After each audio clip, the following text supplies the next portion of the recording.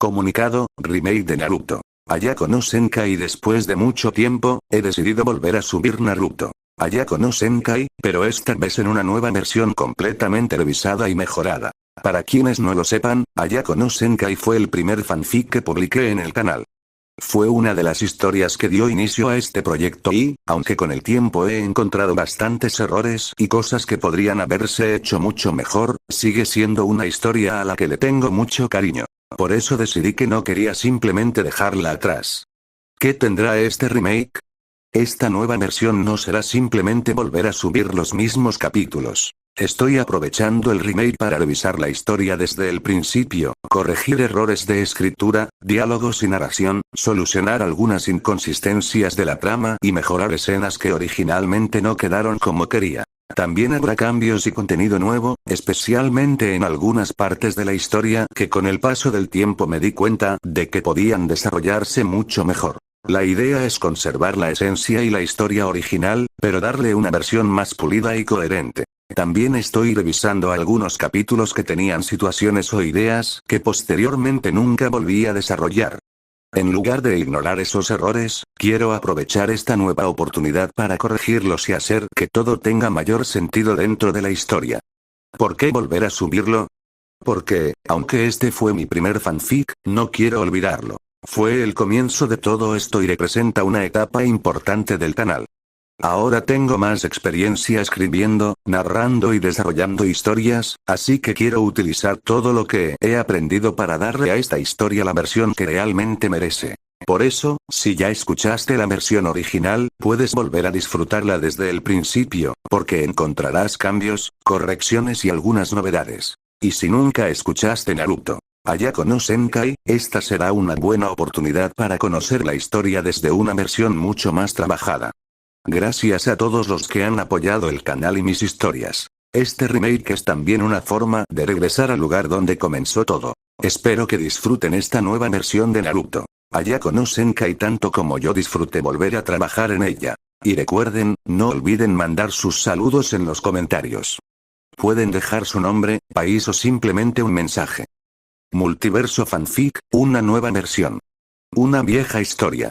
Un nuevo comienzo. Naruto, Ayako no Senkai. La lluvia caía con furia sobre un mundo que ya había olvidado el significado de la paz. No era una lluvia común, no esa que limpia o renueva. Era el tipo de aguacero que golpeaba la tierra con odio, como si el cielo mismo intentara borrar las cicatrices que la guerra había dejado sobre el continente. Entre truenos distantes y el eco lejano de explosiones que aún no se atrevían a callar, 4 siluetas se movían con precisión quirúrgica en un claro del bosque, aprovechando el caos que consumía a las naciones para desenterrar algo que el mundo había sepultado hacía siglos. El barro absorbía sus pisadas mientras completaban el último trazo de un círculo perfecto, dibujado con sangre que aún conservaba el calor de sus víctimas. En el centro de esa aberración geométrica, una niña de no más de 5 años permanecía de pie, empapada hasta los huesos, con el cabello oscuro pegado a su rostro pálido como papel mojado. No intentó huir. No gritó. Solo permaneció inmóvil, con los ojos abiertos y fijos en el vacío, mientras lágrimas silenciosas se confundían con las gotas de lluvia que resbalaban por sus mejillas. Su pequeño cuerpo temblaba, pero no de frío. Era el temblor de quien ya ha visto demasiado en muy poco tiempo, de quien sabe que el miedo ya no sirve de nada. Frente a ella, separada apenas por unos metros que parecían un abismo infinito, una mujer de estatura imponente sostenía entre sus manos un tomo antiguo. Su cabello, blanco como la escarcha de un invierno que nunca termina, caía en ondas perfectas sobre una túnica negra que absorbía la escasa luz de la noche. Sus ojos, de un violeta tan intenso que parecían brillar con luz propia en la oscuridad, recorrían las páginas con una devoción que rozaba la locura. Benimaru. Ese era el nombre que sus compañeros no se atrevían a pronunciar en vano. Y en ese momento, su voz, baja, gutural, cargada de una autoridad que no admitía interrupciones, comenzó a dar forma a palabras que no pertenecían a ninguna era conocida. El idioma que brotaba de sus labios sonaba como piedras arrastradas por un río subterráneo, como el crujido de huesos bajo presión, como el susurro de algo despertando después de milenios de sueño forzado. Ninguno de los otros tres presentes, encapuchados, armados, con sellos de prohibición tatuados en sus antebrazos, comprendía lo que recitaba. Pero no necesitaban entenderlo. Solo necesitaban presenciarlo. Benimaru, por favor, detente. Lo que intentas hacer no funcionará. La voz de la niña se alzó entre el cántico, tan frágil que casi fue devorada por el viento y la lluvia. Temblorosa, quebrada, pero extrañamente clara. Como si, a pesar de su corta edad, ya hubiera aprendido a distinguir entre lo que podía cambiarse y lo que estaba más allá de toda redención.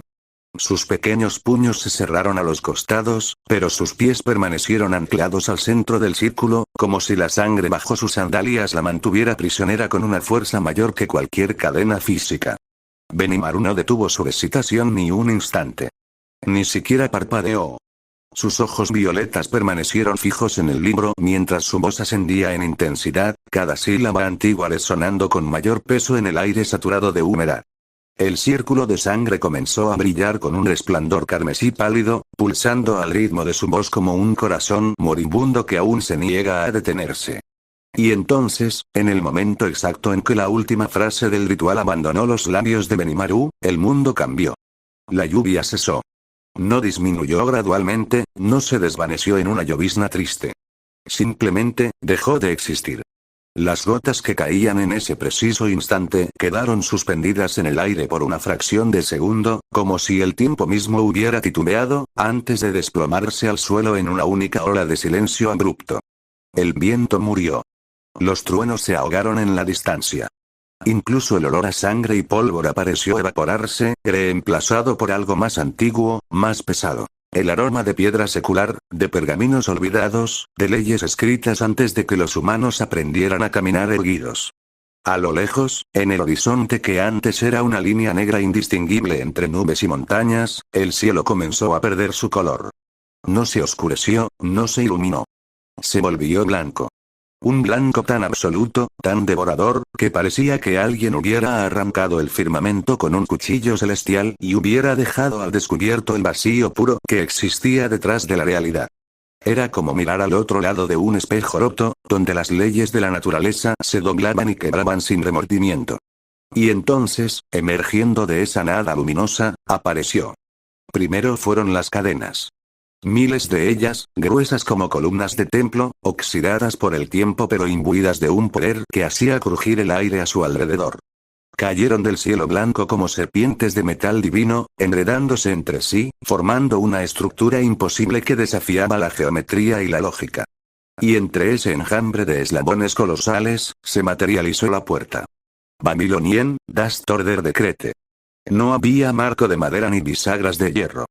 Era una entrada tallada en la misma sustancia del cielo fracturado, sellada por innumerables cadenas que se retorcían sobre sí mismas como si protegieran algo que ni los dioses se atrevían a liberar.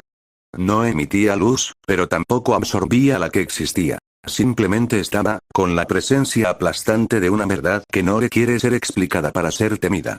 Los cuatro encapuchados cayeron de rodillas al instante, no por decisión propia, sino porque sus cuerpos reconocieron ante qué se encontraban, aunque sus mentes se negaran a procesarlo. Los ojos de la niña, que hasta ese momento habían reflejado terror y súplica, se apagaron. Fue como ver dos velas extinguirse tras una corriente de aire helado. El brillo de su mirada, esa chispa de vida que aún persistía a pesar de todo, se desvaneció dejando atrás dos esferas oscuras e inertes. Su cuerpo, que había temblado con tanta intensidad, quedó rígido como una estatua de cera. Su respiración se detuvo. Su pecho dejó de subir y bajar. No estaba muerta, no exactamente, pero tampoco estaba presente en el mundo que los demás habitaban. Había caído en un trance tan profundo que parecía haberse deslizado hacia una dimensión adyacente, visible pero inalcanzable, como una imagen reflejada en el fondo de un lago congelado. Y entonces, desde su espalda, desde su pecho, desde sus propios poros, comenzaron a brotar las cadenas. Gruesas, negras, humeantes con un vapor que olía a incienso quemado y a algo más antiguo y terrible. Se enroscaron alrededor de sus pequeños brazos, de su cuello frágil, de sus tobillos delicados, sin causarle daño visible pero con una posesión que no admitía resistencia. Cada eslabón que emergía de su carne resonaba con un chasquido metálico que se propagaba por el claro como un latido de corazón mecánico. Las cadenas ascendieron hacia el cielo blanco, tensándose, tirando de ella con una suavidad inexorable. La niña no gritó. No luchó. Su rostro inerte permaneció inclinado hacia el vacío, mientras su cuerpo se elevaba lentamente del suelo ensangrentado, dejando tras de sí pequeñas gotas de barro y agua que caían en cámara lenta. Subió 1 metro. 2. 5. Las cadenas la arrastraban hacia la puerta con la paciencia de quien sabe que el tiempo no tiene significado frente a la eternidad. Benimaru alzó la vista por primera vez desde que comenzó el ritual. Sus ojos violetas no reflejaban triunfo ni satisfacción. Solo una certeza fría, calculada, absoluta. Observó cómo la figura diminuta se acercaba a Babylonien, cómo las cadenas celestiales se abrían ligeramente para darle paso, cómo la puerta comenzaba a entreabrirse con un gemido que sonó como el llanto de un mundo naciendo o muriendo. Nadie sabía qué ocurriría una vez que la niña cruzara aquel umbral. Ni siquiera Benimaru, con su libro antiguo y su voz que había despertado fuerzas dormidas desde antes del primer shinobi. Pero en el silencio que siguió, mientras el cielo blanco devoraba la noche y las cadenas continuaban su ascenso inexorable, una verdad quedó grabada en la memoria de los pocos testigos presentes. Algunas puertas, una vez abiertas, no se cierran. Y algunos precios, una vez pagados, no se pueden recuperar. La niña desapareció en la luz. La guerra no terminó con un grito de victoria. Terminó con un suspiro de cenizas.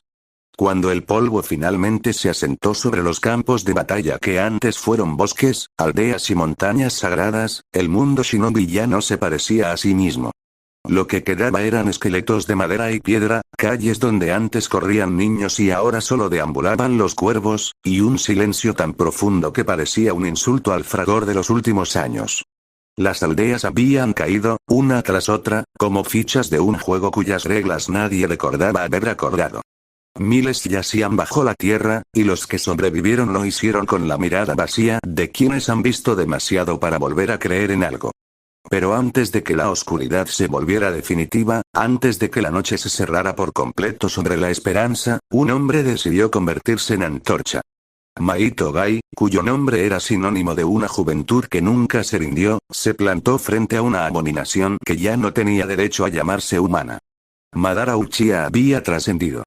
El Jinchuriki del 10 colas, con el árbol divino fundido en su carne, y el Rinne Sharingan abierto en su frente como un tercer ojo que veía a través de las almas, caminaba sobre un poder comparable al del propio sabio de los 6 caminos.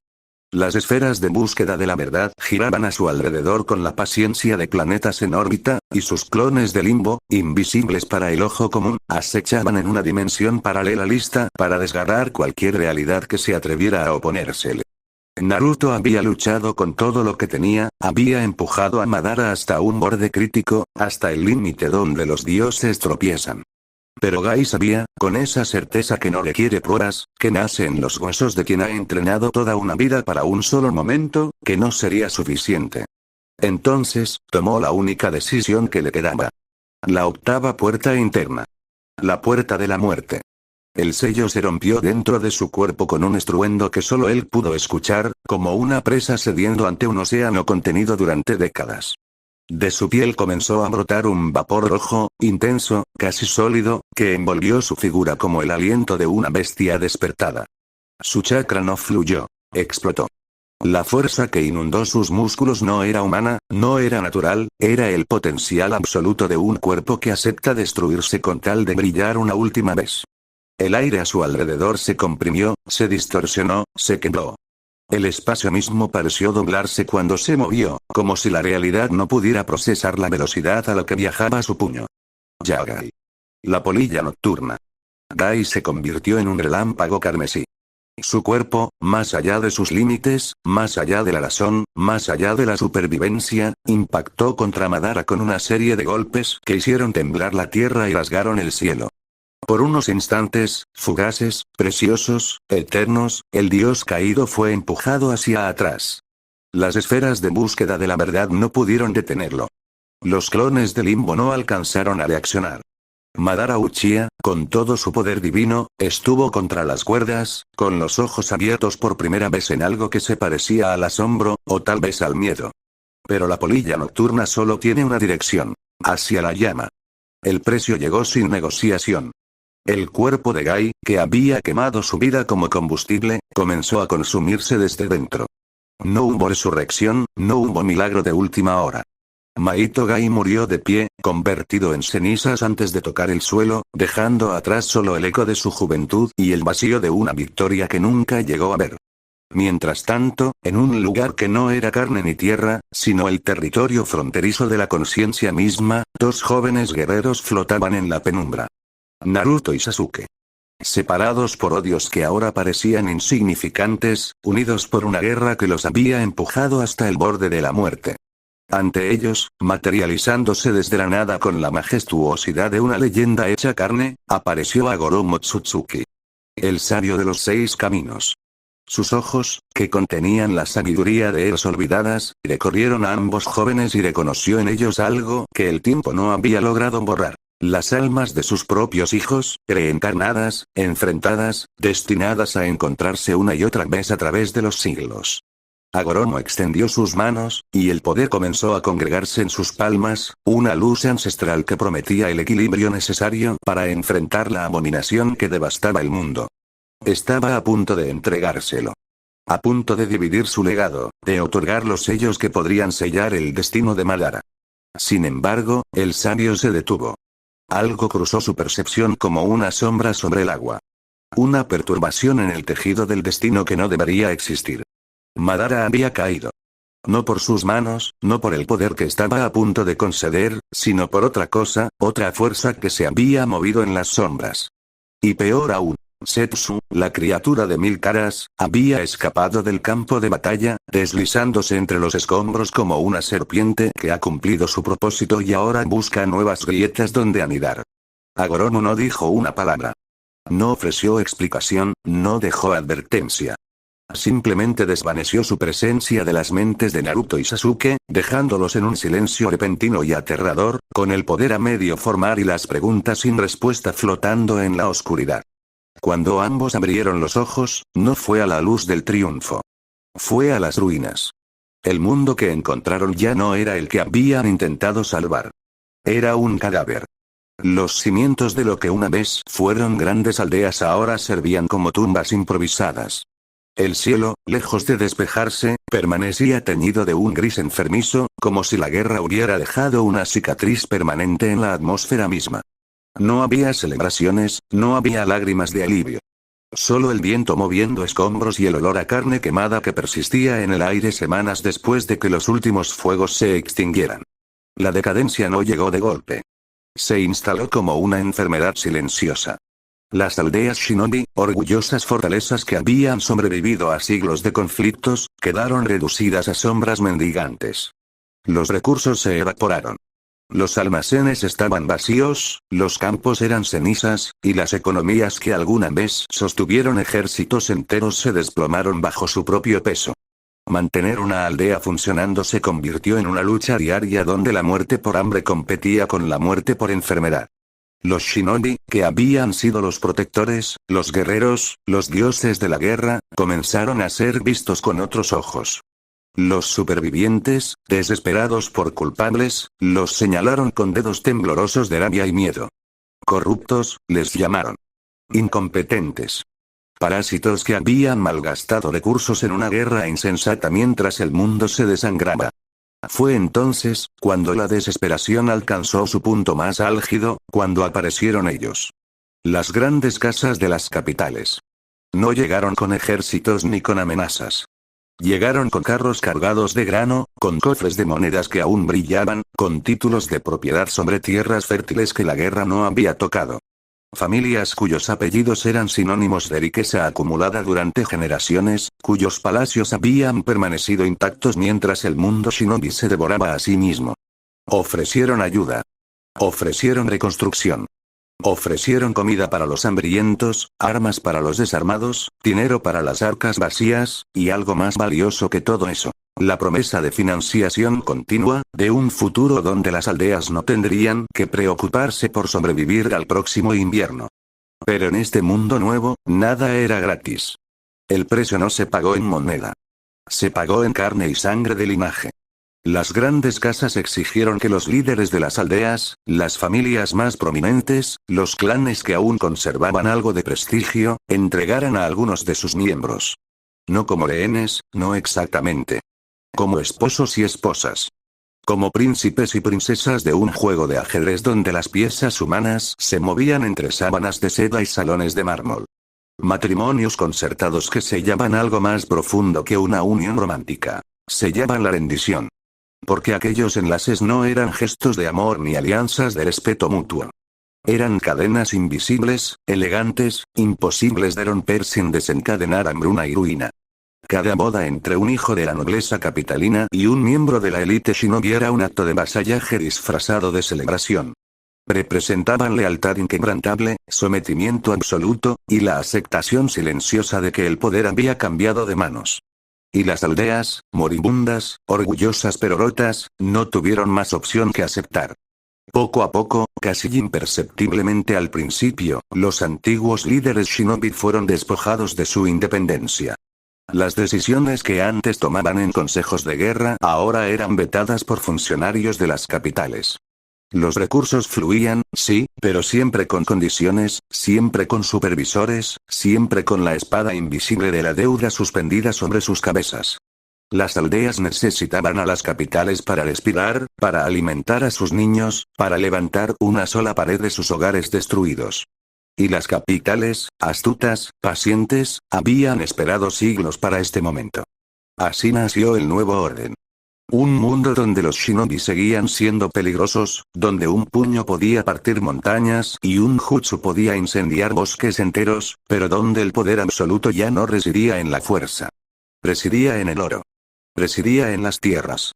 Residía en los títulos y en los tratados firmados con tinta sobre pergaminos que olían a perfume y a ambición. Las grandes casas de las capitales habían tomado el control. Y esta vez, con las aldeas al borde de la extinción y sus propios hijos entretejidos en las dinastías del poder, no pensaban soltarlo. Nunca más. 2 años.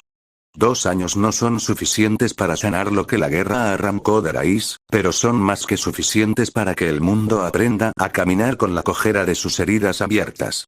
Konohagakure, la aldea oculta entre las hojas, seguía en pie. Eso, al menos, era un hecho. Pero quienes caminaban por sus calles reconocían la diferencia con cada paso.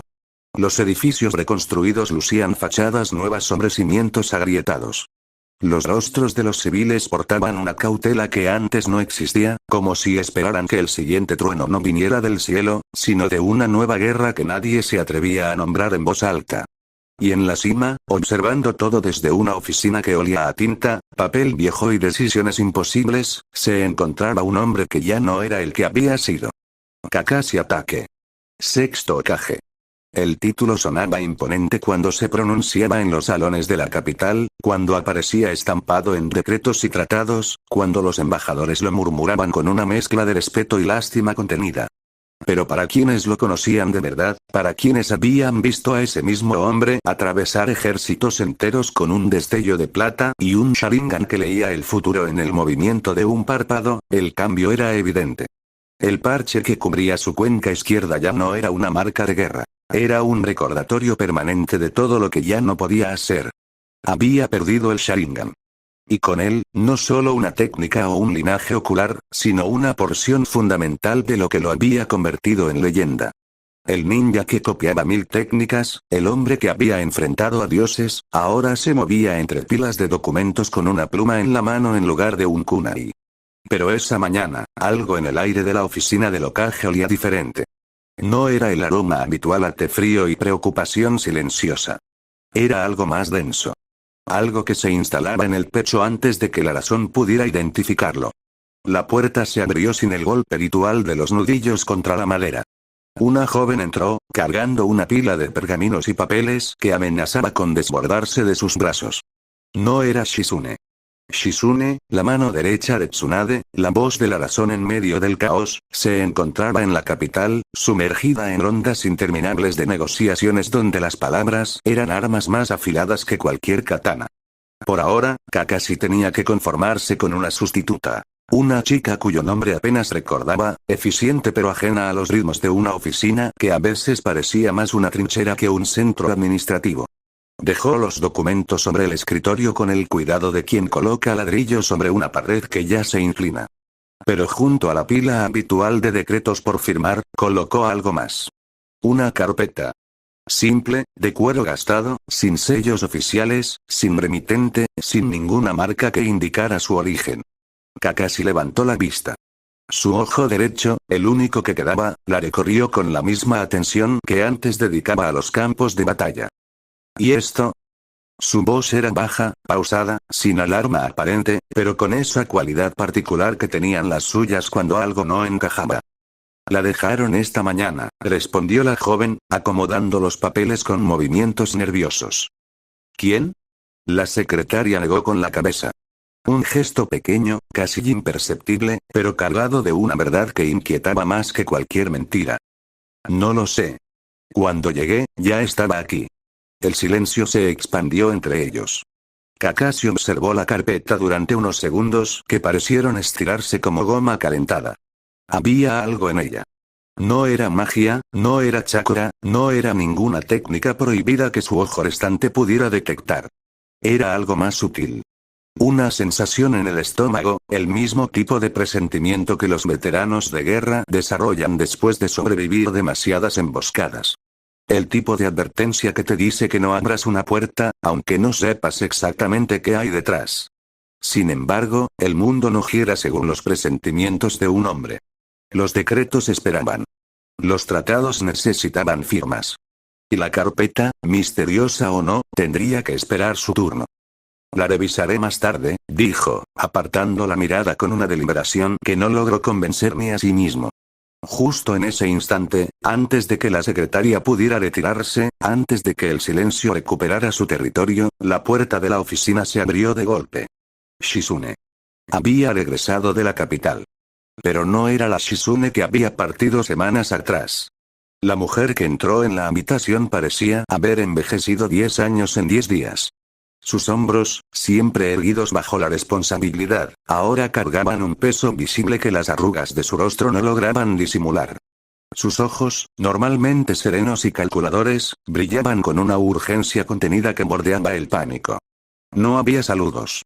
No había explicaciones preliminares. Solo 4 palabras que cayeron sobre el escritorio como una sentencia. Kakashi, tenemos un problema. El sexto Hokage se enderezó en su asiento. Su mano, que sostenía la pluma sobre un documento sin importancia, se detuvo en el aire. No necesitaba su Sharingan para leer lo que venía. Lo veía en la mandíbula tensa de Shizune, en la forma en que sus dedos se cerraban convulsivamente contra su costado, en el silencio que ella misma parecía temer romper. ¿Qué ocurrió? Shizune respiró. Fue una inhalación profunda, dolorosa, como si el aire de la oficina le quemara los pulmones. Como si las palabras que venía a pronunciar fueran fragmentos de vidrio que tuviera que escupir uno a uno. Tenemos que reunir al consejo inmediatamente. No dijo más. No necesitaba hacerlo. Había regresado con malas noticias. Y en el mundo que habitaban ahora, las malas noticias no eran simples contratiempos. Eran terremotos que reconfiguraban fronteras, que destronaban líderes, que convertían esperanzas en cenizas antes de que el sol terminara de cruzar el cielo. La carpeta misteriosa sobre el escritorio pareció, por un instante, palpitar con una vida propia. La sala del consejo de Konoha no había sido diseñada para acoger verdades incómodas. Sus paredes de madera oscura, talladas con los rostros estoicos de los Hokage del pasado, parecían ahora jueces silenciosos de una generación que había traicionado todo lo que ellos representaban. La luz de la tarde entraba por las ventanas altas en franjas doradas que no lograban calentar el ambiente, dividiendo la larga mesa de roble en zonas de sombra y resplandor, como si el propio espacio insistiera en separar a los reunidos en bandos irreconciliables.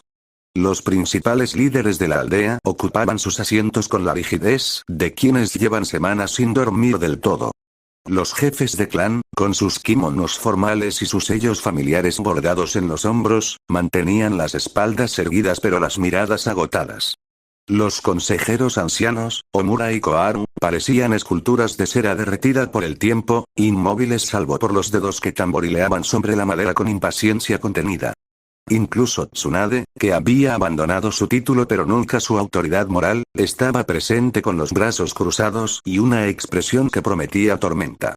Shizune se encontraba de pie al frente, como un mensajero que sabe que trae noticias de derrota, pero debe pronunciarlas de todos modos. Su voz, cuando finalmente rompió el silencio, sonó extrañamente clara en una sala donde hasta el aire parecía haberse detenido. Las grandes casas de la capital han llegado a un acuerdo, dijo, y cada sílaba cayó con el peso de una losa sobre la mesa. Quieren establecer un matrimonio político. El silencio que siguió no fue ausencia de sonido. Fue presión.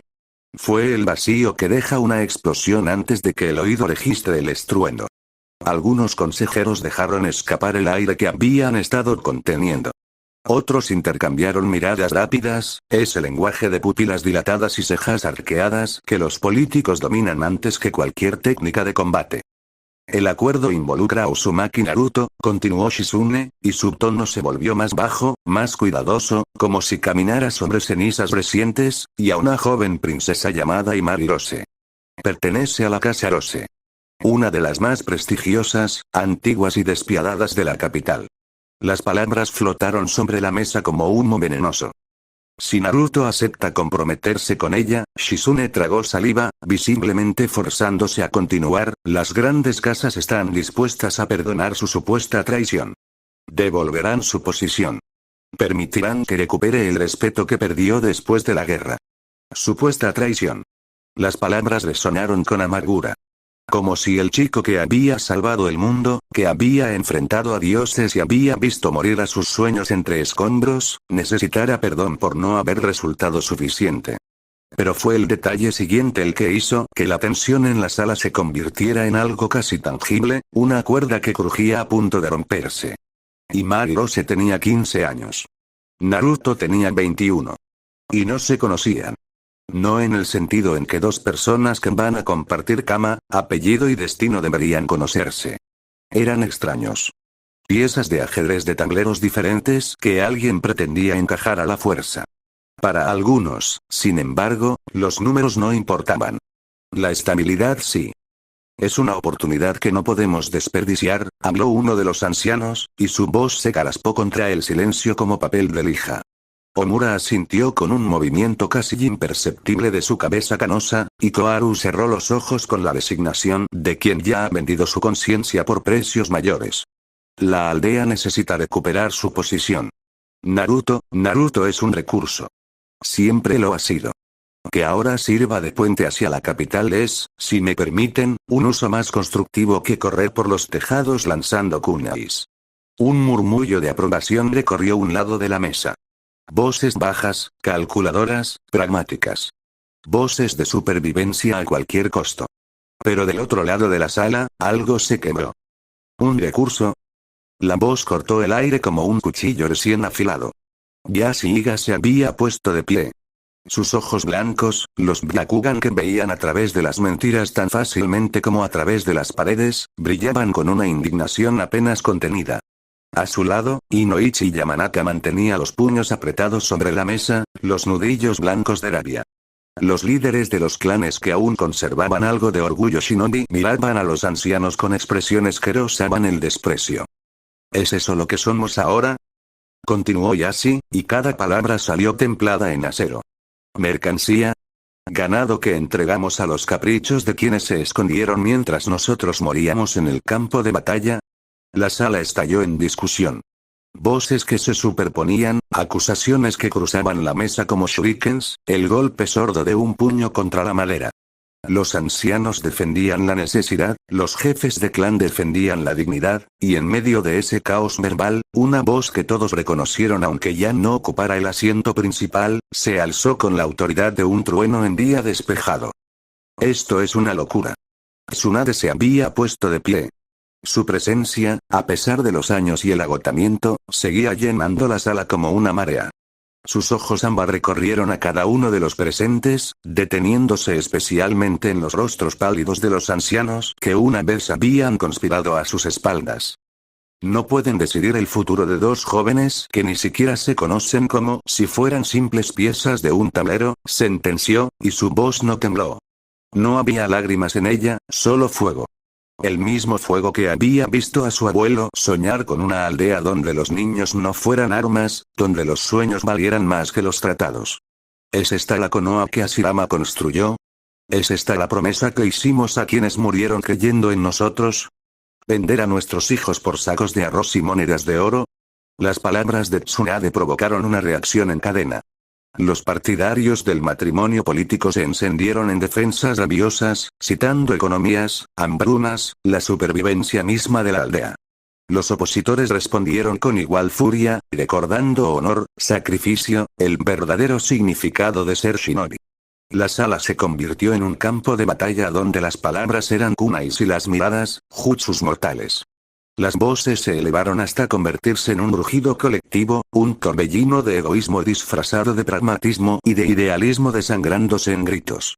Hasta que... suficiente. La voz de Kakashi no fue la más fuerte. No necesitó serlo. Fue un látigo de hielo en medio de un incendio.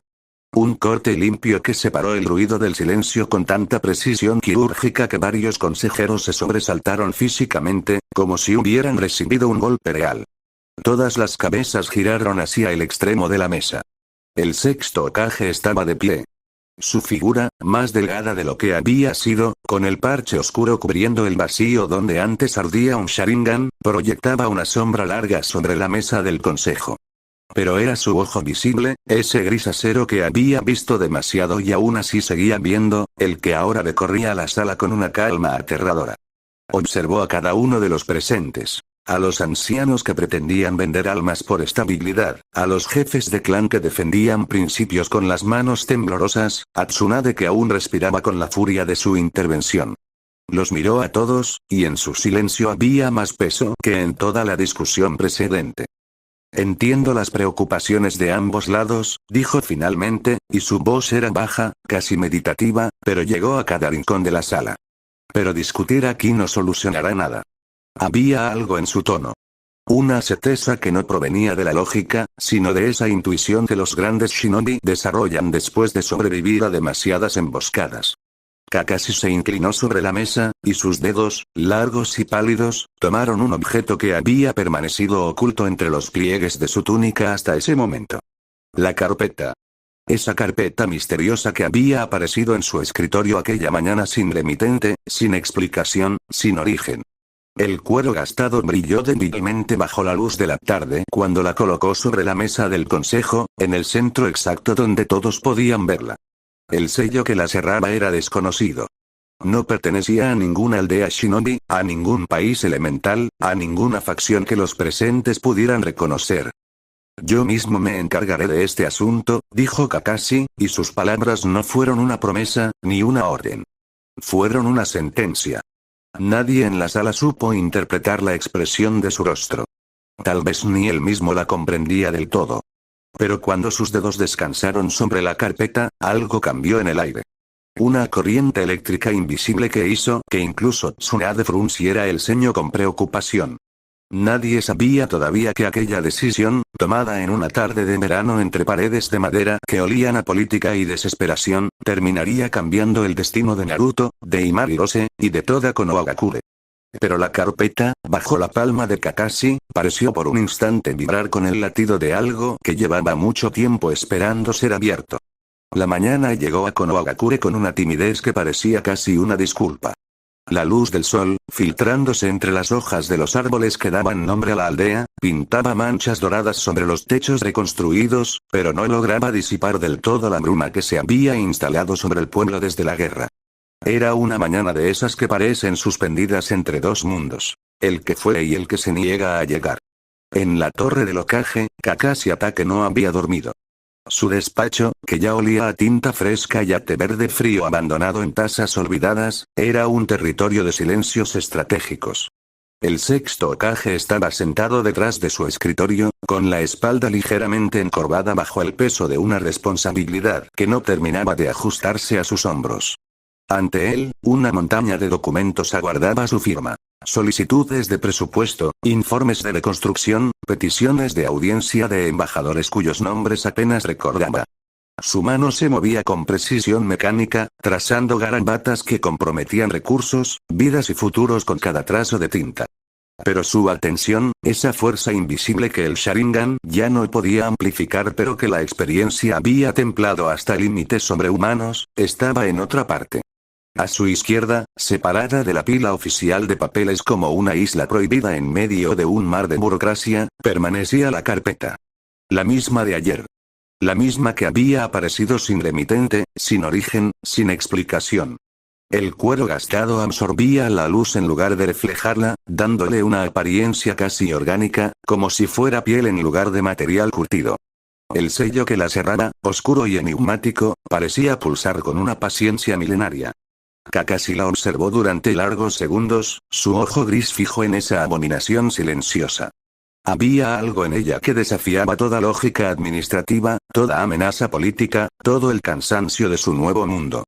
Era un enigma que exigía resolución. Finalmente, extendió la mano.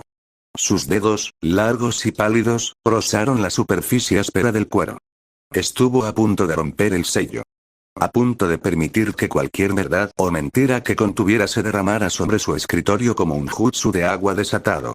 Pero antes de que sus dedos ejercieran la presión final, la puerta de su despacho se abrió de golpe. Kakashi. Shizune irrumpió en la habitación como una tormenta contenida durante demasiado tiempo. No hubo golpes de cortesía, no hubo permiso solicitado, no hubo la formalidad ritual que el cargo de Hokage exigía.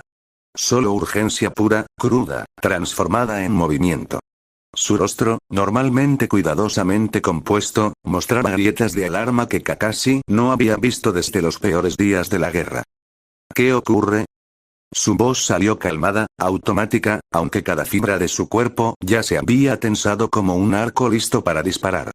Shizune se detuvo frente al escritorio, jadeando apenas, con los puños cerrados a los costados, como si necesitara contenerse para no estallar en mil pedazos.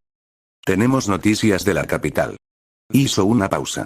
El tipo de pausa que precede a las avalanchas, a las traiciones, a las noticias que reconfiguran el mapa político de un mundo entero. Imari Rose, respiró Shizune, y el nombre salió de sus labios como si quemara, está a punto de llegar a Konoha. Kakashi dejó la pluma sobre el escritorio. El sonido del objeto de madera contra la madera fue ensordecedor en el silencio repentino. Imari. Repitió, como si el nombre fuera una palabra en idioma antiguo que necesitara traducción. Sí. Shizune asintió con un movimiento brusco. Nuestros espías e informantes dicen que escapó de la capital durante la madrugada. Tomó un caballo y salió a toda velocidad hacia aquí. Solamente vestía ropas de viaje, sin escolta, sin equipaje, sin permiso de la casa Rose. ¿Y sus guardianes? La pregunta de Kakashi fue afilada como un escalpel. Los dejó atrás. Shizune tragó saliva. Nadie sabía que había escapado hasta que fue demasiado tarde. Cuando los guardias de la mansión Rose revisaron sus aposentos, solo encontraron una cama vacía y una ventana abierta. El caballo desapareció de los establos reales minutos después de que cambiara la guardia. La información cayó sobre Kakashi como una lluvia de hielo. Una princesa de una de las grandes casas. 15 años. Escapando sola en plena noche, atravesando territorios peligrosos, dejando atrás a sus guardianes entrenados, desafiando cada protocolo que las capitales imponían con mano de hierro. Eso no era una travesura de adolescente. Eso era un terremoto político caminando sobre dos piernas frágiles, y si algo le ocurría a esa niña antes de que cruzara los límites de Konoha, la aldea sería reducida a cenizas no por jutsus, sino por tratados rotos y ejércitos de mercenarios financiados con oro de la capital. Prepárenlo todo, ordenó Kakashi, poniéndose de pie con una fluidez que contradecía la gravedad de sus movimientos. Voy a recibirla personalmente. Las puertas principales de Konohagakure eran un monumento a la resiliencia. Reconstruidas tras ser destrozadas durante la guerra, ahora lucían más gruesas, más altas, más desafiantes, como si la aldea hubiera decidido que nunca más sería tomada por sorpresa. Los guardias de turno, shinobi de rango Chunin con armaduras ligeras y expresiones de aburrimiento profesional, no esperaban lo que se avecinaba. La vieron primero como una mota de polvo en el horizonte. Luego, como un punto oscuro que crecía contra la luz del amanecer. Finalmente, como una joven montada en un corcel blanco que espumaba de extenuación, con las riendas agarradas con puños tan blancos que parecían hueso desnudo. Y Mary Rose no parecía una princesa. No lucía vestidos de seda ni joyas de oro. Su cabello, de un castaño oscuro que casi rozaba el negro, caía en desorden sobre un rostro pálido salpicado de barro y de huellas de lágrimas secas. Su ropa, aunque de buena confección, estaba rasgada por las ramas del camino y manchada por el polvo de la huida. Tenía 15 años, pero en sus ojos, de un verde intenso que parecía extraído de los bosques más profundos, habitaba una determinación que no correspondía a su edad. Era el tipo de mirada que no negocia. Que exige. El caballo se detuvo con un relincho agónico a escasos metros de la entrada. Y Mary desmontó antes de que la bestia terminara de detenerse, cayendo sobre las rodillas con un golpe sordo que debió doler, pero no mostró señal de dolor. Se puso de pie tambaleándose y avanzó hacia los guardias con pasos inestables pero implacables. Princesa Imari, uno de los shinobi se adelantó, levantando una mano en señal de alto, aunque su voz traicionó sorpresa al reconocerla, debe detenerse. No puede entrar en la aldea sin autorización previa del consejo y sin escolta diplomática. Imari apenas les prestó atención. Sus ojos verdes recorrieron el perímetro buscando algo, alguien, una respuesta que no encontraba en los rostros estoicos de los guardias. Estoy buscando a alguien, dijo, y su voz, aunque agotada, cortó el aire con una claridad cristalina. ¿A quién?, preguntó el guardia, intercambiando una mirada de alarma con su compañero. Naruto. El nombre salió de sus labios con la fuerza de una plegaria y la urgencia de una orden militar. Uzumaki Naruto. Los shinobi intercambiaron miradas. El silencio entre ellos se cargó de electricidad. Naruto no se encuentra en Konoha, respondió finalmente el guardia, con una cautela que intentaba disimular la inquietud. Está fuera de la aldea. En misión. En viaje. No podemos precisar su paradero. Entonces llámelo, exigió Imari, dando un paso adelante que hizo que los guardias instintivamente tocaran las empuñaduras de sus armas. Tráiganlo. Ahora. No podemos hacerlo simplemente porque usted lo ordene, respondió el otro guardia, endureciendo el tono. Princesa, con todo respeto, ha violado protocolos internacionales graves. Debe acompañarnos a... No me toquen, la voz de Imari no se elevó, pero contuvo una autoridad que hizo detener la mano del shinobi a centímetros de su hombro. No me moveré de aquí hasta verlo. La situación se volvió un hervor contenido. Los guardias formaron un semicírculo cauteloso, inseguros de cómo manejar a una princesa que se comportaba como una renegada, a una niña que exigía como una soberana. Imari permaneció inmóvil en el centro, con el mentón alzado y los puños cerrados, una estatua de carne y hueso que la extenuación no lograba derribar. El polvo de la carretera se mezclaba con el sudor en su frente. Su respiración era un jadeo agitado.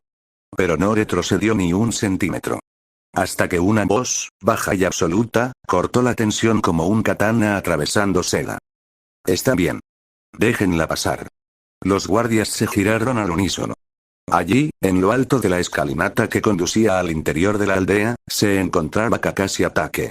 No llevaba la gorra ceremonial del Hokage, ni el chaleco oficial. Solo su túnica habitual, el parche oscuro, y una presencia que hizo que los Chunin se apartaran instintivamente, abriendo un pasillo entre la princesa destrozada y el líder de la aldea. La situación se calmó, pero no por completo. Era el tipo de calma que precede a las tormentas, cuando el aire se vuelve irrespirable y el cielo espera. Kakashi descendió los escalones con pasos silenciosos. Cuando llegó frente a Imari, la observó con una intensidad que ella devolvió sin parpadear. Dos evaluaciones cruzándose en un instante. Él midiendo la desesperación que la había empujado hasta aquí, ella juzgando si este hombre de ojo cansado sería un aliado o un nuevo muro. Venga conmigo, dijo Kakashi, y no fue una petición. El regreso a la torre del Hokage transcurrió en silencio. Imari caminaba detrás de Kakashi con pasos firmes que traicionaban su agotamiento, ignorando las miradas de los civiles y shinobi que se detenían en las calles al reconocerla, o al menos al reconocer que no pertenecía a ese lugar, con su ropa destrozada y su porte desafiante. La llevó directamente a su despacho, ordenando té y galletas con un gesto que Shizune ejecutó sin preguntas, aunque sus ojos no dejaron de evaluar a la joven con la precisión médica de quien busca signos de trauma físico. El despacho olía ahora a jazmín y a algo más dulce. Las galletas, recién horneadas por alguna cocina de la torre, descansaban en una bandeja de porcelana junto a una taza de té humeante que liberaba volutas aromáticas hacia el techo. Imari no tocó nada. Estaba sentada en la silla frente al escritorio de Kakashi, con la espalda tan recta que parecía sostenerse por voluntad pura. Sus manos, pequeñas y con nudillos enrojecidos por la fuerza con que había agarrado las riendas, descansaban sobre sus rodillas con una formalidad que debió haberle sido inculcada desde la cuna. Pero sus ojos no miraban al Hokage. Miraban más allá, a través de las paredes, a través de la distancia, a través de todo lo que separaba su cuerpo exhausto del objetivo de su búsqueda. Quiero ver a Naruto, dijo, rompiendo el silencio antes de que Kakashi pudiera ofrecerle las cortesías diplomáticas. Kakashi suspiró. No fue un suspiro de fastidio, sino el tipo de exhalación que hace un hombre cuando reconoce que está atrapado entre dos fuerzas ineludibles. Imari, dijo, y usó su nombre con la intención de establecer conexión humana, no tratado político. Naruto no está en Konoha. Se encuentra de viaje. Una misión de reconocimiento, de carácter, delicado. No podemos contactarlo directamente sin comprometer su posición. La joven bajó la mirada. Sus pestañas, largas y oscuras, crearon sombras sobre sus pálidas mejillas. Durante unos segundos, el único sonido en la habitación fue el tic-tac distante de algún reloj de la torre y el murmullo de la ciudad despertando bajo ellos. ¿Cuándo volverá?, preguntó finalmente, y su voz había perdido el filo de comando. Ahora era solo la pregunta de una niña que ha corrido demasiado lejos y no sabe si queda algo a lo que regresar. Debería estar regresando pronto, respondió Kakashi, y en su tono había una promesa implícita, un compromiso que iba más allá de la política. En cuestión de días, quizás horas, si todo ha salido según lo planeado. Imari levantó la mirada. El verde de sus ojos encontró el gris acero del Hokage, y en ese cruce de pupilas ocurrió algo que no necesitaba palabras. Ella buscaba refugio. Él ofrecía puente.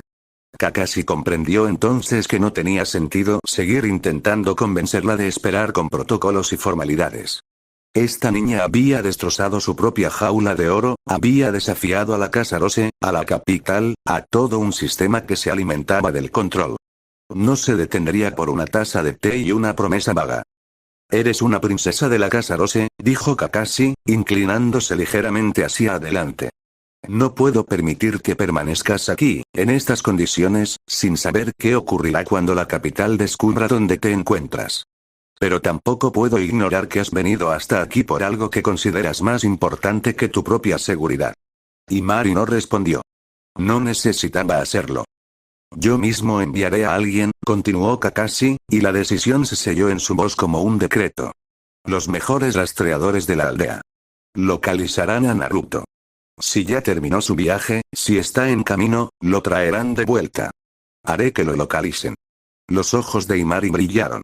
No fue gratitud, no exactamente. Fue alivio contenido, la primera grieta en la armadura de determinación que la había sostenido durante toda la noche. ¿Lo traerá de vuelta?, preguntó, y por primera vez, su voz tembló. Kakashi asintió. Un movimiento lento, firme, irrevocable. Si ya terminó su viaje, debería estar regresando. Haré que lo localicen. Pero mientras tanto, añadió, y su tono adquirió una severidad paternal que sorprendió incluso a él, descansarás. Comerás. Y no saldrás de esta torre hasta que yo diga lo contrario. No como prisionera, Imari. Como huésped que necesita recuperar fuerzas antes de enfrentar la tormenta que ha desatado. Imari lo observó durante un largo momento, evaluando la verdad de sus palabras. Finalmente, asintió. Un gesto pequeño, casi imperceptible, pero que cargaba el peso de una rendición temporal. Mientras tanto, en el extremo del escritorio, apenas visible entre los documentos firmados y las tazas de té, aquella misteriosa carpeta seguía esperando.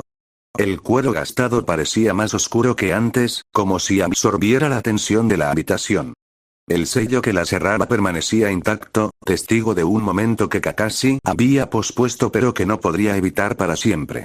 La carpeta descansaba allí, paciente, inmóvil, como una puerta sellada a dimensiones desconocidas. Esperando a ser abierta. Continuara,